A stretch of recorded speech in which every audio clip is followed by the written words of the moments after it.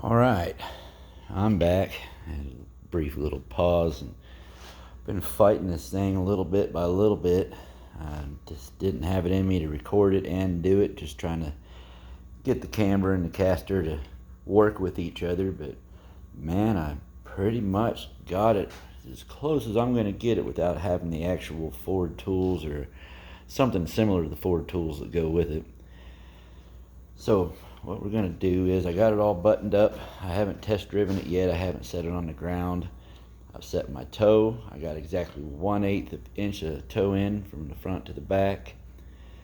It was I don't remember the measurements now, but it was 7/8 in the back and something and 3/4 in the front, so that was right on spec. Setting my caster was something else. The camber was all right. I had a little level that fit outside the wheel, and I could do the camber, and I probably put these wheels off and on, I don't know, 15 times. Nah, at least 10. But doing the caster is a little different. So caster set up by, it's determining the straight line between your upper and lower ball joint and making it tip back a degree. So measuring that's kind of difficult because there's no flat surfaces in here to really measure off of.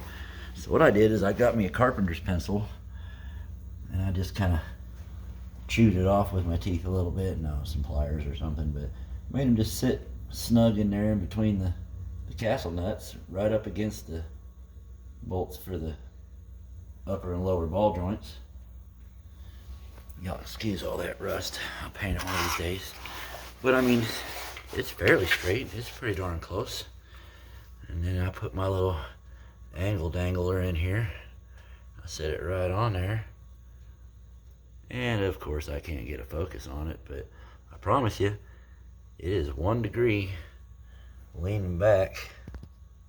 Yeah, it's just not a good angle in here. But it is. It's a degree. It's 1 degree backwards. It's where I needed it. Point is, I was able to find this straight line that I was not able to do, and I was able to do this on both sides.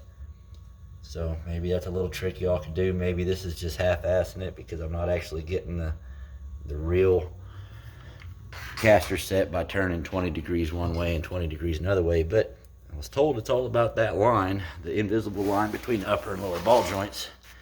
So I set it up with that. It seemed to be all right. And got my control arm pointing back like it should be, not forward like it was, which was really strange. I couldn't understand why a hard brake made the control arm shove forward instead of backwards. And then I got over to the other side, and the other side shoved backwards. So maybe it just got a twist to it, and one went one way, one went the other way. Who knows? But I got it really tight now. Like I said in my other video, I had not got enough miles on it to, or maybe I did, but I had not come back after my 500-mile shakedown. I think I was about 350, 400 miles, something like that on my shakedown run.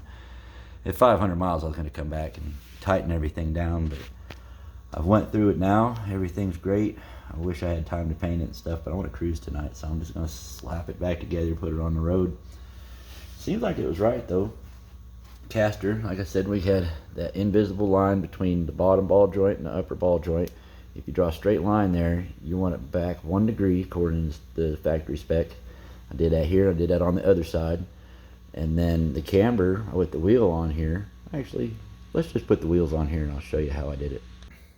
Now, if you remember earlier on the other video or whatever it was, I showed you my high-tech fine-tuning devices. Basically, it's a level and an angle finder. Put them together, and it's a camber machine. Because that level just happens to fit my rim just perfect. A little metal there, a little metal there. Get on here. You can see the dog food better than I can see that, but we're at about 1.5 degrees of tip out. The positive camber, do you believe? Yeah, about 1.5 degrees is what it says it needs. And that's what we got on both sides. So that's how I set my camber. And between doing that and fighting the caster and doing the toe in, it was a whole lot of back and forth whenever you don't have it on a big rig like they have at the alignment shop. That's why they charge all that money, because they got the right tools. But I did my toe in Well, heck, I'll just show you that too, just a second. Okay, for setting our toe, over on the other side, I picked the tread. I'm picking the innermost tread, the first big groove. And I just come over here and I measure at the same spot over here. This first big groove up here, and you probably can't see it, but it's 55 7/8 is where we're at. This is on the back side of the wheel. And what we're shooting for is to be 56 even up front. So, take a look at that. See what we can do. Alright, let me get this tape measure. And on our front side, hard to tell, but we are 56 even. Is that backwards? Let's toe. God dang it. No, I'm reading them backwards. I'm thinking backwards. We have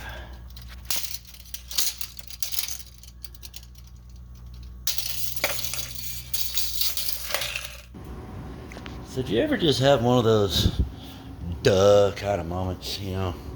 I had one just now. I thought my perfect alignment was all screwed up somehow because I know I'd measured it over and over again. It's 55 7/8 in the rear, and it needs to be 1/8 of an inch shorter up front, but it was showing me 1/8 of an inch longer. Well, my dumb self just adjusted the brakes and moved the drums around, so the wheels weren't sitting quite right when I put them on there by hand. Now we are at 55 3/4, just where we needed to be. Sorry, I'm shaky.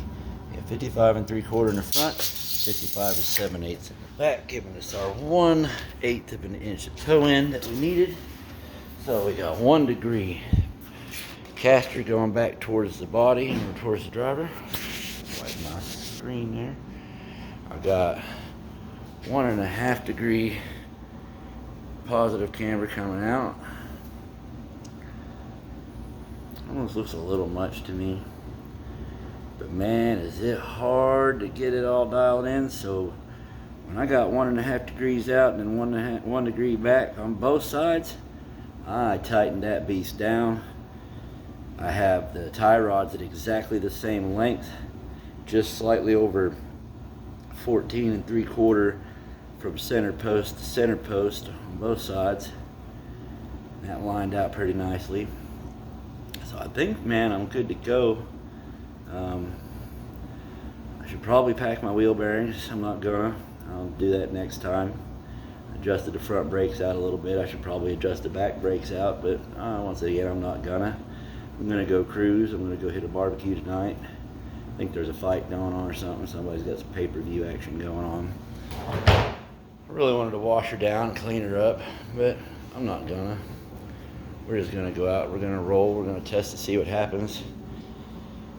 Tightened up everything as best I could. I really can't believe that it just jumped out of alignment like it did, but I did not have my backup after nutting, bolting, testing, and tightening everything and making sure. So I'll have to do that again. I'll probably do that next weekend. I'll go drive this thing to work and back all week, and then do it again, tighten, make sure everything's tight again, and make sure it's right. But not bad for a little home fab setup with the high-tech dial indicator. I think it cost me $8, and a level, and a carpenter pencil. Worked out all right, but appreciate you guys checking this one out. Hopefully this was not too bad. Kind of straight down there. Let's see what this side looks like. Yeah, I think it tips at the top just a little bit, but I'll take it. Now, the thing about it all being symmetrical and everything, I can't just twist on them tie rods to straighten my wheel out. But my wheel is actually pointing a different direction than it was last time, so we're going to see how that lines out. Of course, I haven't put it on the ground and driven it. And if she drives straight, I'll just pull the wheel off and set it where I like it. But, man, I think we're good. Hey, be sure to share and subscribe to my YouTube channel. I put this on here. I don't have a whole lot on there yet, but I want to do it. I want to have my race truck in here pretty soon. I want to have some other projects roll through. Not to mention cruising all over Oklahoma City at the 405. We've been doing birthday cruises all over the greater metro area for kids and grown-ups too that just can't have parties, or COVID's got everybody locked out. So we've been cruising around as much as we can. So I've been trying to drive the wheels off this thing and doing a pretty good job of it. Just keep nutting and bolting it back together, and we'll be out there. So hit subscribe, hit that little bell button, like it, comment on it, tell me what you think. If you think I'm a dumbass and I should just stop talking and do the work, tell me that. I don't care. Got any questions about the car, hit me up in the comments, let me know. Hey, man, y'all have a good one.